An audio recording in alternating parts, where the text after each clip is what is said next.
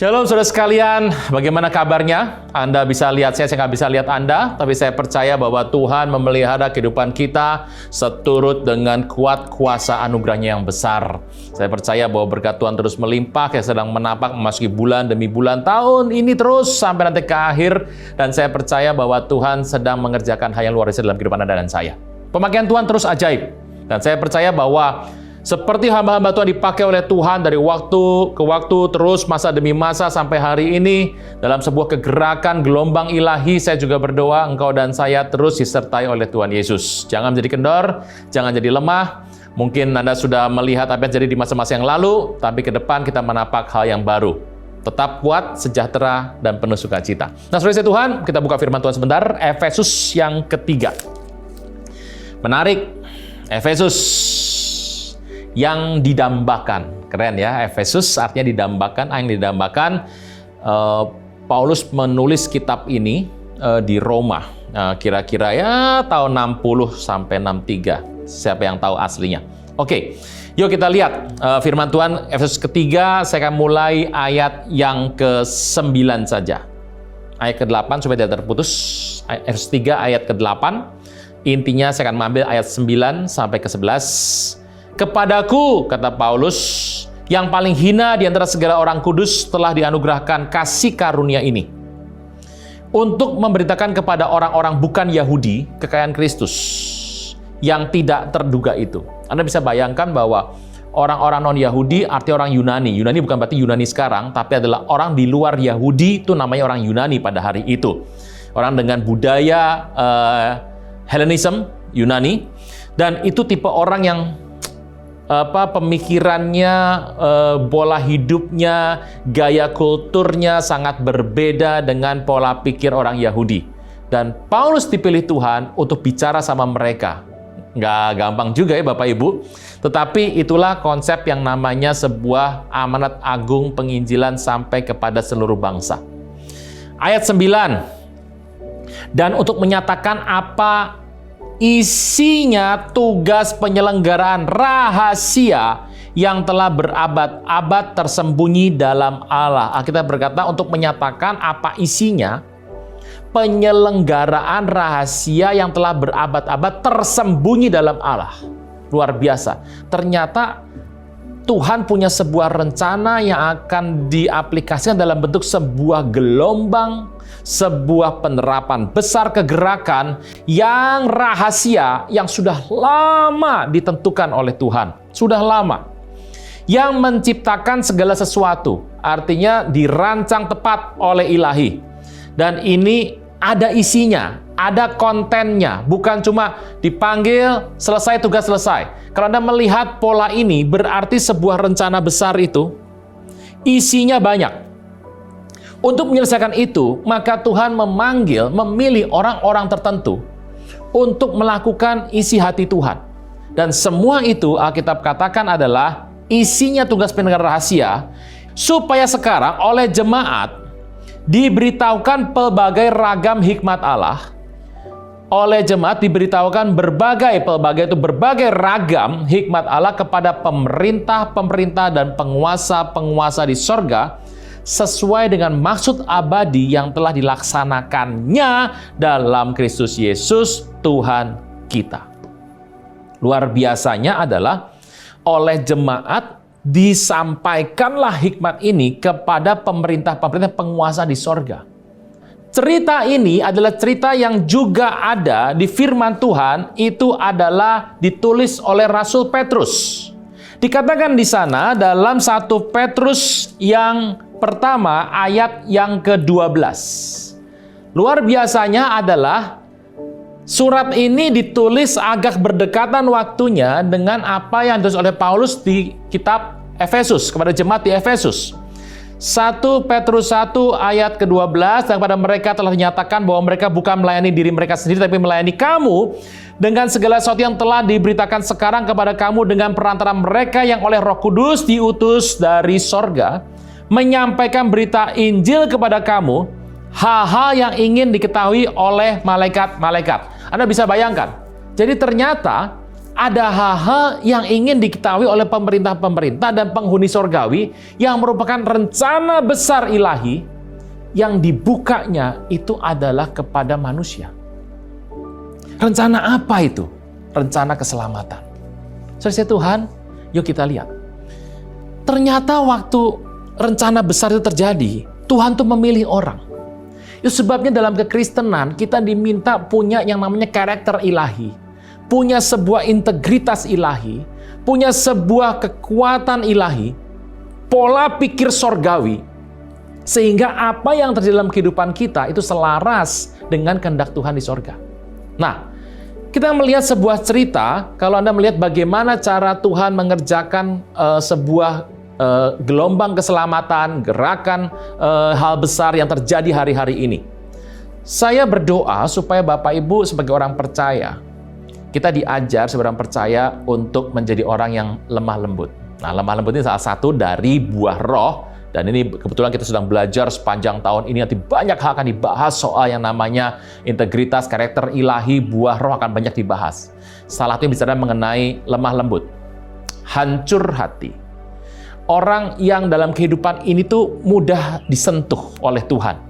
Jadi kalau ada sebuah teguran, ada sebuah hal-hal yang disampaikan, dia bukan menunjuk orang lain, tapi dia mengoreksi dirinya terlebih dahulu.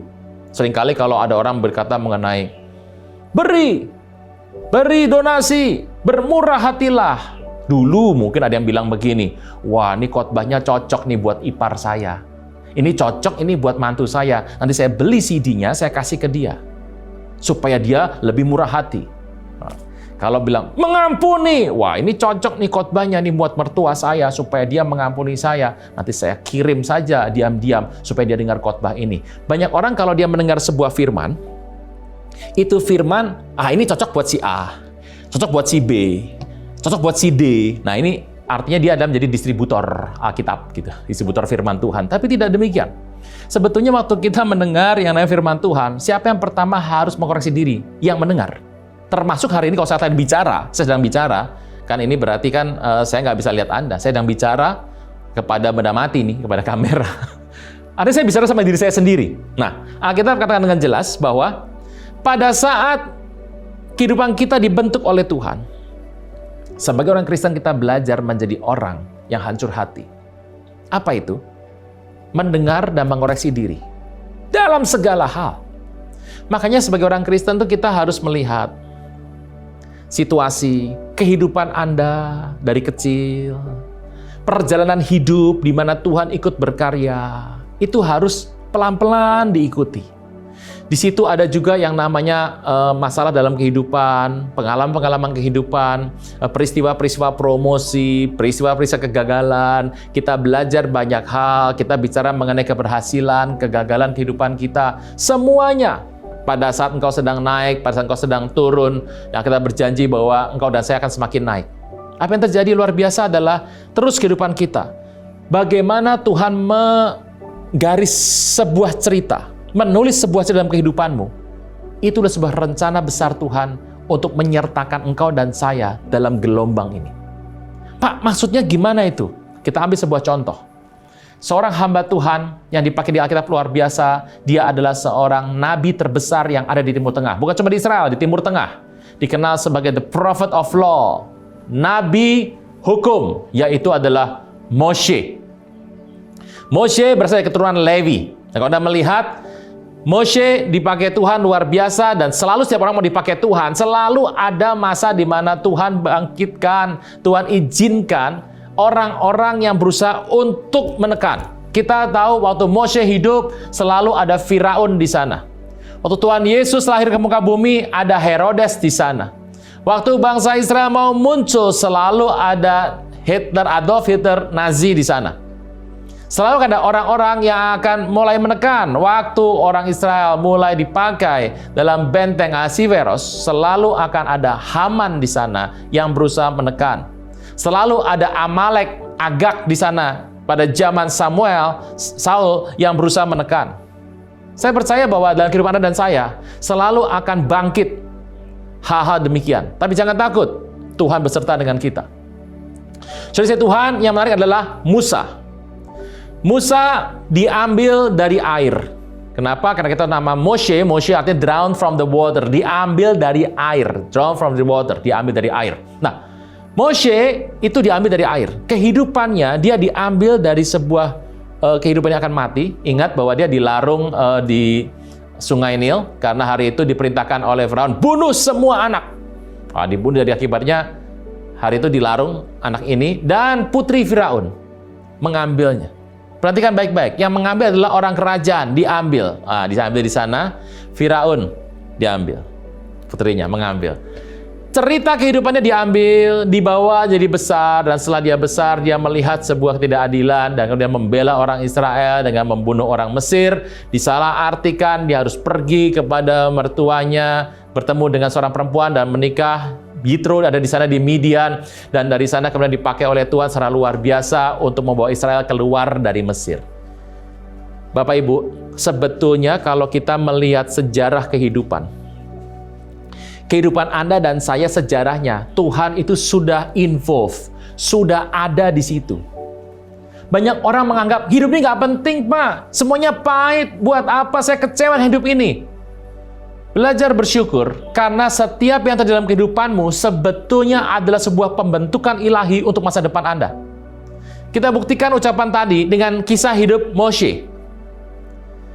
Yuk, yang pertama, dia berasal dari golongan suku Lewi. Kenapa Lewi? Masih ingat sebuah peristiwa yang besar terjadi? Tuhan memilih suku ini secara luar biasa untuk menjadi suku yang kelak akan menjadi imamnya Tuhan, yang melekat sama Tuhan. Kalau Anda tahu bahwa Lewi dan Simeon itu adalah dua orang yang, itu ganasnya bukan main. Anak Yakub yang ganas ya dua itu. Tetapi Tuhan membentuk suku Lewi secara luar biasa. Musa diambil dari suku Lewi. Dia adalah anak ketiga, karena anak pertamanya adalah Miriam, perempuan. Yang kedua adalah Harun, bedanya 3 tahun dengan Musa. Kok Bapak tahu, di Alkitab ada. Kok Miriam yang pertama Bapak tahu dari mana? Iya, karena Miriam itu bisa ketemu sama putri Firaun hari itu. Dia sudah cukup besar hari itu. Dia bukan bayi lagi. Dia bisa ngobrol dengan putri Firaun. Berarti dia sudah cukup besar. Dan Musa yang ketiga, nabi paling besar. Dia diambil dari air. Diselamatkan dari sebuah kematian. Lihat prinsipnya. Diambil dari air dan dibawa ke dalam istana raja. Dididik dengan cara kerajaan.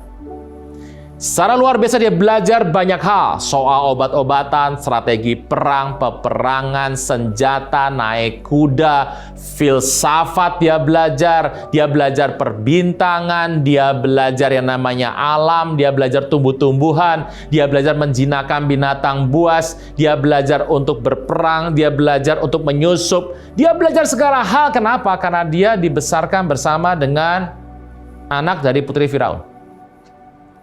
Keluarga raja, royal palace, tempat kediamannya, tempat yang indah. Tapi satu hari, apa yang terjadi? Musa melihat ketidakadilan dan hatinya bergolak. Dia secara salah, walaupun tujuannya benar, dia mau bela bangsanya, dia membunuh orang Mesir. Yang terjadi adalah hari itu dengan cepat, tanpa Instagram, medsos, dan WA group, tiba-tiba yang terjadi adalah berita itu sampai kepada Firaun dan Musa harus keluar dari Mesir. Keluar dari Mesir, dia harus pergi mengembara dan dia bertemu dengan seorang perempuan, Zipora, dan uniknya perempuan ini adalah anak dari Yitro, seorang imam di Midian. Jadi akhirnya dia tinggal di sana, punya kambing domba, mengembalakan, dan dia kembali. Berasa tidak Bapak Ibu bahwa pola hidup dari Musa, sejarah hidup Musa, itulah sejarah hidup orang Israel. Jadi apa yang terjadi dalam hidup Musa, sebuah pembelajaran untuk kelak dia bisa menolong bangsa Israel. Israel keluar dari kehidupan yang kacau, dia harus keluar dari air. Masih ingat ya, Musa keluar dari air. Bukankah Israel keluar dari yang namanya Laut Teberau? Red Sea, keluar dari sana. Musa keluar. Musa pernah keluar dari Mesir untuk masuk ke sebuah padang. Orang Israel juga keluar dari Mesir untuk masuk ke padang. Kemana Tuhan bawa orang Israel bersama dengan Musa? Bertemu di Gunung Sinai. Cerita soal Sinai, perjanjian Sinai adalah perjanjian Musa yang dibuat Tuhan dengan orang Israel. Pertanyaannya, waktu Musa keluar dikejar oleh Firaun, dia keluar dari Mesir, dia pergi. Kemana dia pergi? Ke daerah pegunungan Sinai. Midian adanya di daerah situ. Untuk apa orang Israel pergi keluar?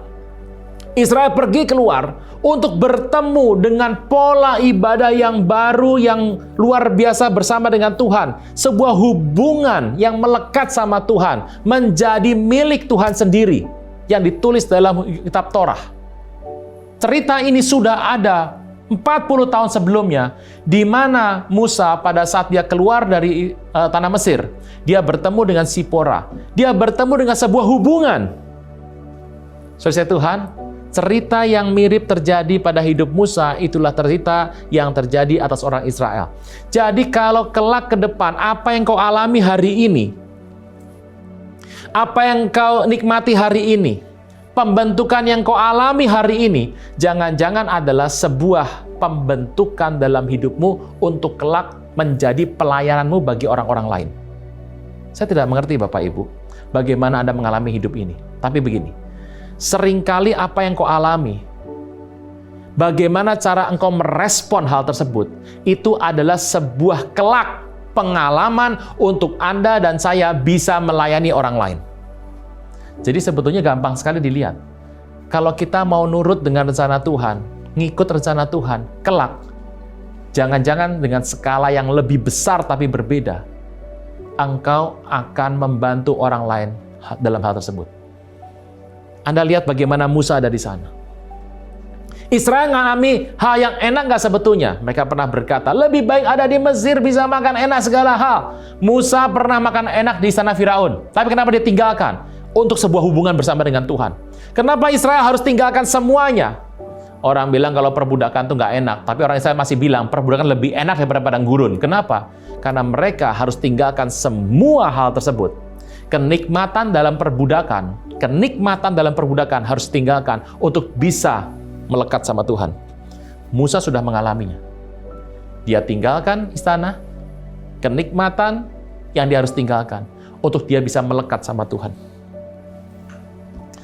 Banyak orang bertanya, Pak, Tuhan tuh jahat ya sama Musa ya? Kenapa? Saya bilang, iya, cuma salah ngetok batu aja, udah gitu nggak boleh masuk tanah perjanjian. Wah, gagal semua janjinya. Tuhan tega ya sama Musa? No. Anda mungkin berkata bahwa Musa nggak pernah nginjek tanah perjanjian. Siapa yang bilang? Musa memang melihat tanah perjanjian. Dia nginjek nggak? Nginjek. Tahu dari mana, Pak? Masih ingat waktu Tuhan Yesus transfigurasi? Di Bukit Transfigurasi, tiba-tiba berubahlah Tuhan Yesus, muridnya kaget semua. Petrus, Yohanes, Yakobus, Petrus sampai ngomong asal ngomong. Saking gemetarnya, saking takjubnya, sampai ngomong asal ngomong. Banyak orang kalau sudah takjub ngomongnya asal ngomong.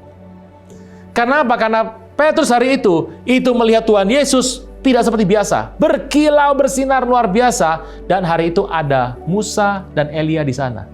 Berarti Musa itu ada di mana? Musa ada di situ. Lah pertanyaannya, Bukit Transfigurasi itu ada di mana? Di tanah perjanjian. Jadi Musa ada di situ sebetulnya. Nah, saudara Tuhan, kembali ke kisah Musa. Jadi apapun yang didapat di muka bumi ini mungkin enak, nikmat, tapi Alkitab ajar kita untuk melepaskan itu untuk melekat sama Tuhan. Dari cerita ini saya teringat dengan cerita Paulus. Paulus itu kalau kita lihat, dia buta. Dan dia disembuhkan. Alkitab menulis, kelak dia akan membuat banyak orang yang buta rohani dicelikan. Kalau Anda melihat kenapa sih Paulus waktu masa hidupnya mengalami banyak aniaya, dia memuridkan. Dia adalah murid dari Gamaliel. Karena dia dimuridkan oleh rabi besar, Raban Gamaliel hari itu, dia tahu bagaimana caranya untuk dia bisa memuridkan kelak Timotius dan Titus dan banyak murid di sana Ada yang namanya Onesimus di sana, ada Filemon di sana, ada banyak lagi orang-orang yang di Alkitab tertulis dengan lengkap namanya. Dari mana bisa dapat semua? Sebuah pengalaman hidup. Paulus dalam pengalaman hidupnya, dia diajar oleh Tuhan. Rasul-rasul dimuridkan Tuhan Yesus. Untuk apa? Bisa memuridkan orang-orang lain lagi. Jadi peristiwa yang ada hari ini, itu akan dibawa Tuhan lebih besar ke depan. Jangan ratapi masalah hidup Anda. Jangan anggap enteng hidup Anda. Ini cuma ngalir saja, Pak. Terserah mau kemana, Pak. Saya udah nggak ada minat sama hidup ini. Hati-hati. Sebetulnya setiap inch dalam hidup Anda, setiap inci hidup Anda, saya mau beritahu, Tuhan berkarya di sana. Lihat kebesaran Tuhan di sana bahwa kelak, kalau engkau menang di sini, Tuhan akan pakai pengalaman ini untuk hal yang lebih besar. Daud tidak serta-merta mengalahkan Goliat. Daud mengalahkan singa. Daud mengalahkan beruang terlebih dahulu. Tapi ingat, Daud itu bukan cuma mengembalakan orang Israel. Dia pernah mengembalakan kambing domba. Yang jumlahnya tidak banyak. Itu pun dia pertahankan. Daud pernah mencoba pakaian perang Saul. Dia tahu kakaknya juga punya pakaian perang. Dia pernah menggunakan pakaian perang Yonatan. Semua pengalaman itu dipakai waktu dia berperang di lapangan. Di masa kecilnya, di masa mudanya, dalam kesepiannya, dia menyembah Tuhan dengan alat musik apa adanya. Alkitab berkata bahwa dia adalah pemazmur, pencipta penggubah lagu, komposer yang sangat disukai. Artinya apa? Albumnya meledak itu di Israel, luar biasa. Kehidupan masa hidup kita bukan sekedar angin lalu lewat. Itu adalah sebuah pembelajaran yang luar biasa untuk mencapai ke depan. Dari mana kita tahu? Amsal 16. Saya mengajak kita membuka firman Tuhan di Amsal 16, ayat yang ke-9. Hati manusia memikir-mikirkan jalannya, tapi Tuhanlah yang menentukan arah langkahnya. Hati manusia memikirkan jalan, Tuhan tentukan arah langkah. Jadi arah langkah itu Tuhan tentukan. Memikirkan itu artinya apa sih? Nyusun strategi, cari info, buka Google Map, cari info di segala tempat, hubungi kiri kanan, timbang-timbang, sekolah dapat info ini, timbang-timbang, buka buku, buka informasi, semua dibuka, konsultasi sama orang. Itu artinya adalah memikir-mikirkan jalan. Anda harus lakukan, saya harus lakukan dalam setiap hal ini. Tapi ingat baik-baik bahwa Tuhan kelak yang akan memberikan langkahnya. Makanya ada yang bilang begini, saya sering mengambil sebuah simpulan kecil saja. Kalau saya sudah berpikir akan ke sana, saya sedang berjalan ke sana, tiba-tiba saya berakhir di sini, atau saya berakhirnya di sebelah sana, lebih jauh lagi, saya mengerti. Ini Tuhan sedang kasih sebuah signal dalam hidup saya. Jadi kadang-kadang kita lagi mau ke sana, endingnya di sini. Kita maunya di sini, endingnya jauh lebih tinggi, gitu ya. Atau sebaliknya, kita sedang berpikir di sini, endingnya ada di belakangnya. Saya mau beritahu, Tuhan sedang memberikan sebuah signal dalam hidup kita. Tidak ada yang kebetulan dalam hidup orang percaya. Saudara Tuhan, Musa sudah mengalami. Apa yang terjadi dalam hidup Musa? Sejarah hidup Musa adalah sebuah cerminan kecil, pilot project atas keselamatan yang Tuhan buat atas bangsa pilihan. Dan Alkitab berkata, PL adalah bayangan akan apa yang ada di PB.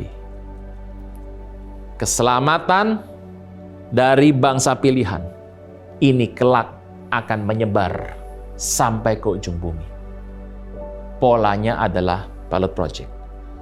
Kan tidak begini Bapak Ibu, Tuhan mau menyelamatkan semua bangsa dikumpulkan, Moab, Amon, Midian, Asyur, Babel, semua dikumpulkan, dibikin jadi bangsa yang baru, disunat, kemudian inilah bangsa pertobatan besar dunia. Kan tidak.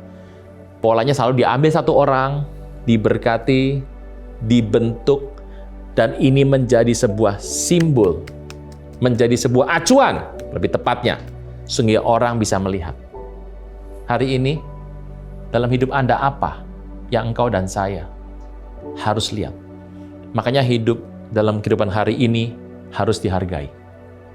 Semua yang terjadi dalam kehidupan Anda, mengucap syukur. Cari hikmahnya, cari artinya, cari apa rencana Tuhan di sana. Dan kalau engkau menemukan sebetulnya itu adalah pilot project mengenai sebuah peristiwa ke depan yang engkau dan saya mungkin tidak pernah tahu. Hal ini saya sebut sebagai sebuah perspektif pola pandang Musa. Paulus mengalami, murid Yesus mengalami, semuanya mengalami. Orang yang merasa tidak mau dimuridkan, dia tidak pernah ingin untuk hidupnya sesuai firman Tuhan, maka di masa berikutnya akan menjadi lebih buruk dalam masa pemakaian. Saya berdoa bahwa kita mengerti ini. Sehingga kita berkata, kalau dari kecil kita sudah belajar firman Tuhan, belajar ngerti kehendak Tuhan, nanti besarnya itu lebih mudah untuk Tuhan mau pakai. Bukan berarti Tuhan nggak punya kuasa yang gede ya. Gagal memakai seorang, tidak. Tapi hubungan yang erat itu lebih terjadi. Tuhan bisa pakai semua orang seketika. Tapi ada sebuah respon yang benar, hati yang benar. Banyak orang Kristen di masa yang lalu, mungkin juga sekarang, kehilangan kesempatan untuk melihat pemakaian Tuhan yang besar dalam kehidupannya karena dia mengabaikan perjalanan hidup. Dan saya berdoa, itu sebabnya kenapa kita harus melihat kembali, mengoreksi kembali sebagai sebuah karakter ilahi dalam tahun integritas. Mengecek kembali, tidak banyak melemparkan sebuah tuduhan, tidak banyak untuk menyerang, tapi lebih baik mengkoreksi diri sendiri. Karena waktu engkau menang dan saya menang, kita akan melihat tangan Tuhan membawa kita ikut dalam sebuah skenario besar, kegerakan penyelamatan dunia. Dan biarlah kebaikan Tuhan beserta dengan kita. Kita berdoa, Bapa di sorga, dalam nama Tuhan Yesus, berkati berlimpah umat-Mu. Ajar kami mengerti bahwa dalam setiap aspek kehidupan kami, dalam setiap waktu perjalanan hidup kami, kronologikal hidup kami, di semua sektor yang kami langkah, mungkin kami memikirkannya, tapi Tuhan menentukan arah langkahnya bagi orang yang takut akan Dia. Ajar kami semua untuk melihat bagaimana pembentukan Tuhan akan membawa kami melihat pembentukan lebih besar lagi. Karena kami tahu tugas kami di waktu akhir adalah amanat agung, jadikan bangsa murid, membaptis, mengajar mereka, dan kami mengerti Tuhan sertai kami sampai Tuhan datang menjemput kami. Terima kasih Tuhan Yesus, berkati umat-Mu dimanapun berada, dan biarlah kami terus punya hati yang melekat sama Tuhan, dan kami boleh melihat kebaikan demi kebaikan sorgawi yang terus dinyatakan, kemurahan belaka mengikuti kami. Terpujilah nama Tuhan, kekal selama-lamanya. Tuhanlah mulia dan kudus, Tuhan Yesus ajaib senantiasa. Di dalam nama Tuhan Yesus, yang percaya diberkati sama-sama boleh teriakan, amin.